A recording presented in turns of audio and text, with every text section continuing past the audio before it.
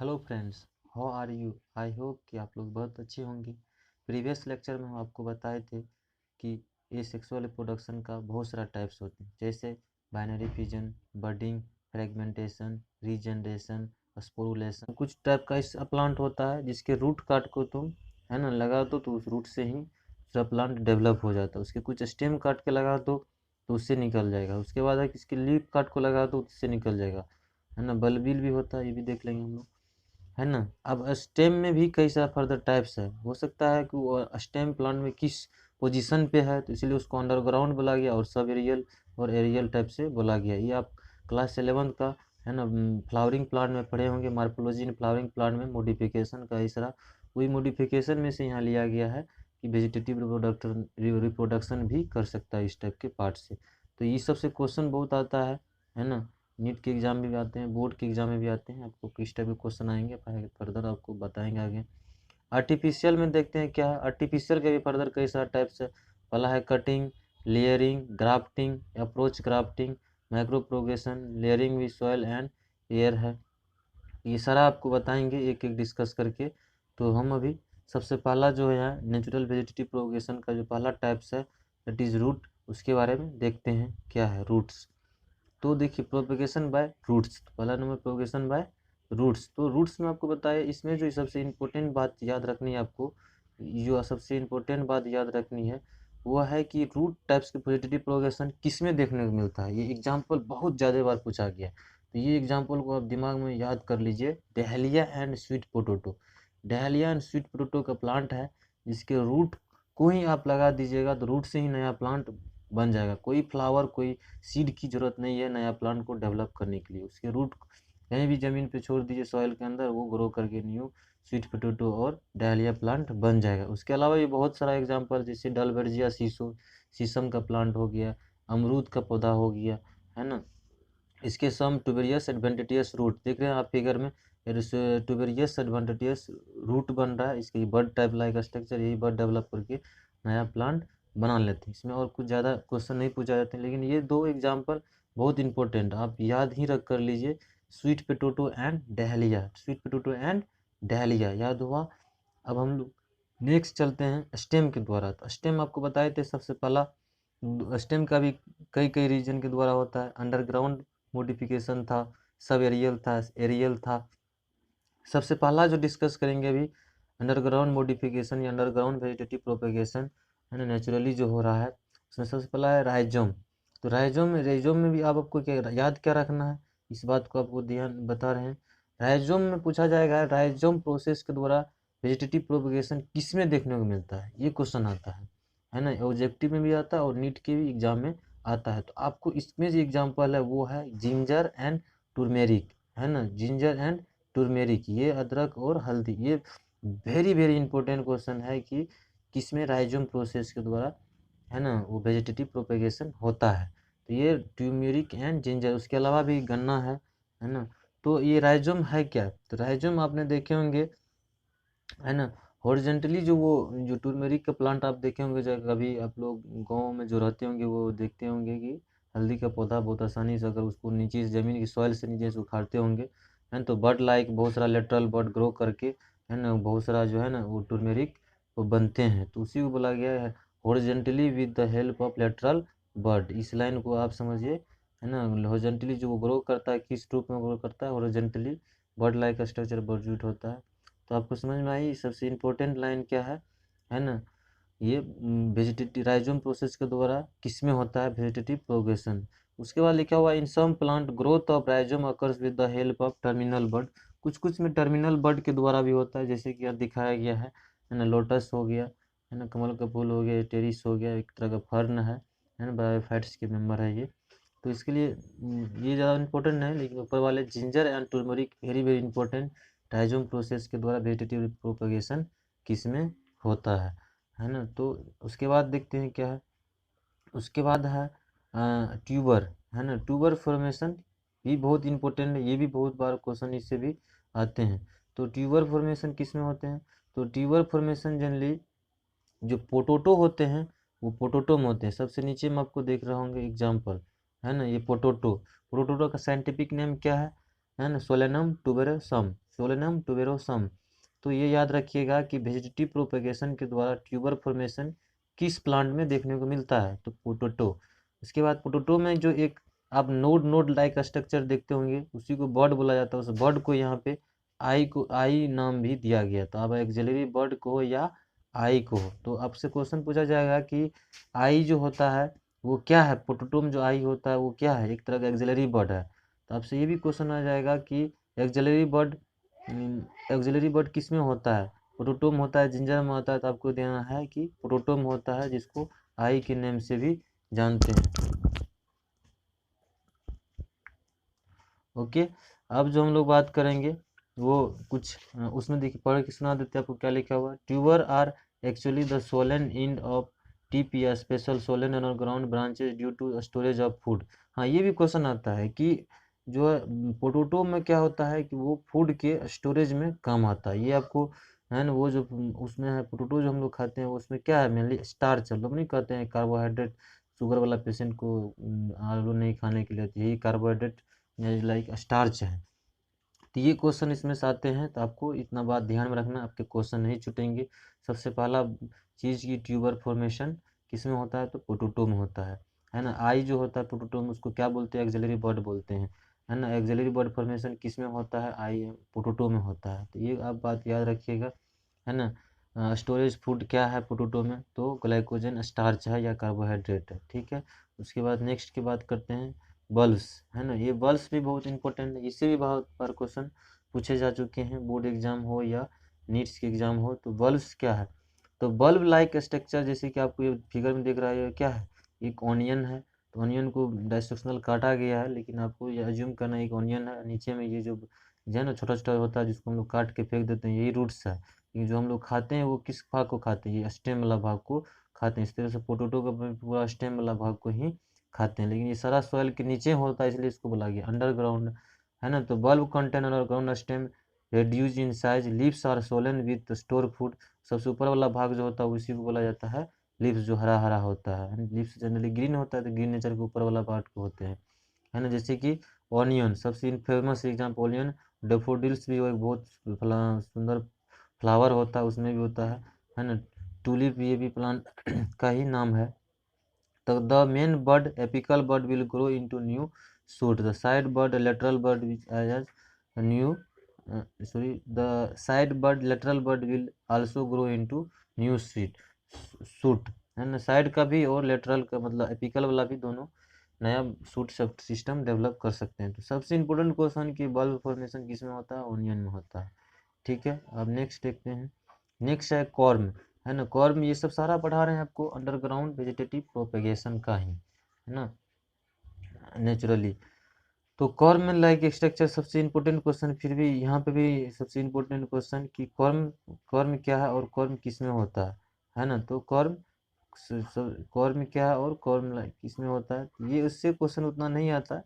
आप सिर्फ समझिए कॉर्म रिसेंबल बल्ब, एक बल्ब लाइक ही होता है ये कॉर्म भी, but compose entirely of stem tissue surrounded by few and papery scale like lips. इसके ऊपर थोड़ा सा लिप्स होते हैं, जिसे आपको लहसुन देखे होंगे, तो वही है कॉर्म लाइक, है ना, थोड़ा सा अलग है ना। उसके बाद food store organ with adventitious root at the base of corn, है ना। Crocus and gladiolus crocus and gladiolus में इसका एग्जाम्पल है। इससे उतना क्वेश्चन नहीं आते हैं, बस ध्यान रखिएगा कॉर्न भी एक बल्बली लाइक ही स्ट्रक्चर होता है।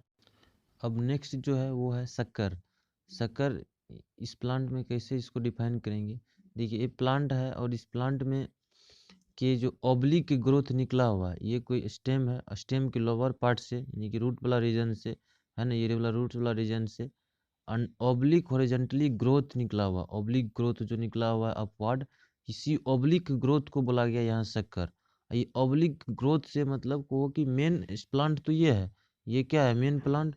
और इस प्लांट के लोअर पार्ट से, इस प्लांट के लोअर पार्ट से ही एक नया प्लांट निकल जाते हैं, इसीलिए इसको बोला गया है एन नेचुरली वेजिटेटिव प्रोपेगेशन, क्योंकि ये नेचुरली ऐसा होता है इस टाइप के प्लांट में।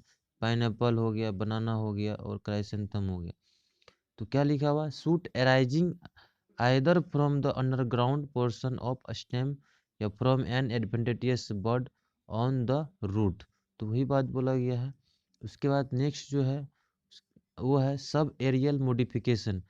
इससे पहले आपको हम क्या बताए थे, इससे पहले आपको बताए कि underground naturally vegetative propagation by underground process. अब जो है सब एरियल मॉडिफिकेशन या ये को सब एरियल किस टाइप से होता है ना, तो ये आपको बता रहे हैं सब एरियली कैसे होता है। तो सबसे पहला यहाँ पे बताया गया है रनर। तो रनर क्या है इसके बारे में जानते हैं। तो देखिए ये कोई मान के चलो कोई ग्रासेस है, ये भी दूसरा ग्रासेस है, ये तीसरा ग्रासेस है। तो एक ग्रासेस दूसरे ग्रासेस से कनेक्ट रहते हैं वो इंटरनोड पोजीशन के द्वारा। इसी इंटरनोड पोजीशन को यहाँ पे बोला गया है रनर। आप देखते हैं ये नोड है, ये भी नोड है ना, ये भी नोड है, और उसके बाद बीच को दूरी को इंटरनोड बोलते हैं। तो ये इस पूरा यहाँ से यहाँ तक के डिस्टेंस को यहाँ पे रनर बोला गया है। और ये रनर जहाँ जहाँ जाएगा वहाँ वहाँ न्यू ग्रासेस प्लांट डेवलप हो जाएंगे। तो यहाँ देखो इसमें उसके बाद एक नीचे में भी अच्छा से दिखाया गया है, देख सकते हैं यहाँ स्केल लीव्स है, ये लीव्स है, यहाँ यहाँ नोड है, यहाँ यहाँ नोड है, इसी को यहाँ पे रनर के नाम से जाना गया है।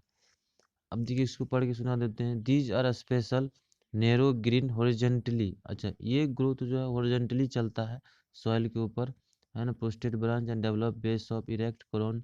Many runners rise from each erect shoot, they spread in different direction and bears new crown above and tuft of adventitious root. यही सब बात बोला गया है। तो आपको सबसे इम्पोर्टेंट इसमें क्वेश्चन फिर क्या पूछे जाते हैं, रनर रनर जैसा, है ना, सब एरियल मॉडिफिकेशन किस में देखने को मिलता है, या runner types of vegetative propagation किस में देखने मिलता है।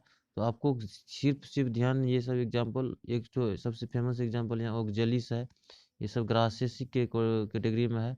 यहाँ लिखा हुआ है लॉन ग्रास, यानी कि ग्रासेस आपको याद रखना है। ग्रासेस याद रहेगा तो आपका क्वेश्चन नहीं मिस होगा, नहीं छूटेगा, आप डील कर लीजिए क्वेश्चन को। तो सब एरियल लाइक मॉडिफिकेशन में पहला क्या है रनर। रनर किस में होता है तो ग्रासेस में। रनर क्या होता है कि दो नोड के बीच में जो गैप है उसी को यहाँ पे, है ना, वो रनर के नाम से जाना गया है। ठीक है, अब नेक्स्ट देखते हैं सब एरियल में क्या है। सब एरियल मॉडिफिकेशन में तो उसके बाद है ऑफसेट। ये सबसे वेरी वेरी इंपॉर्टेंट क्वेश्चन जो बहुत बार नीट और बोर्ड एग्जाम में आते हैं। ऑफसेट क्या है इसको समझिए, ऑफसेट कहाँ देखने को मिलता है। देखिए ऑफसेट यहाँ पे बोला गया है कि मान के चलो ये एक प्लांट है ना, ये कौन सा प्लांट है ये आपको बता देते हैं।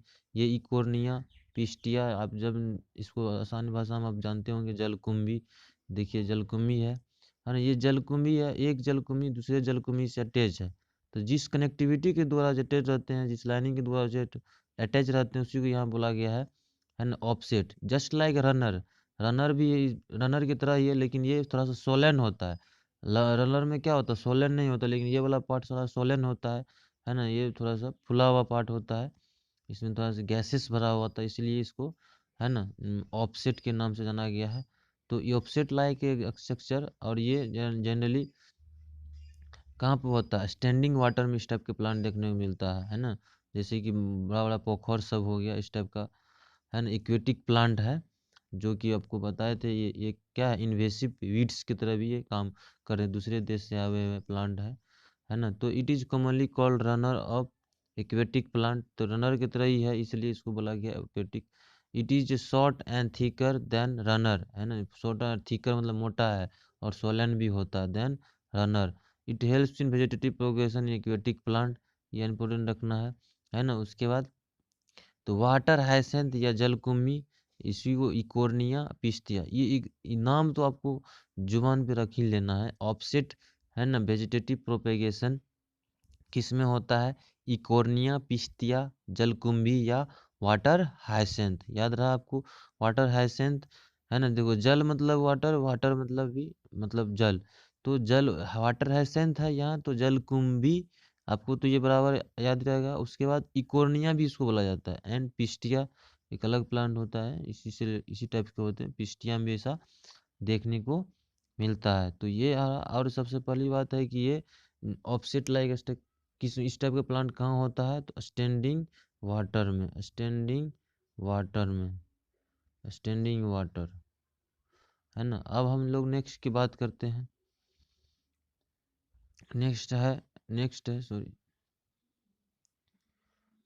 ऑफसेट हो गया। उसके बाद है स्टोलोन। नेक्स्ट में है स्टोलोन। सब एरियल मॉडिफिकेशन में स्टोलोन क्या है तो इसको जानते हैं।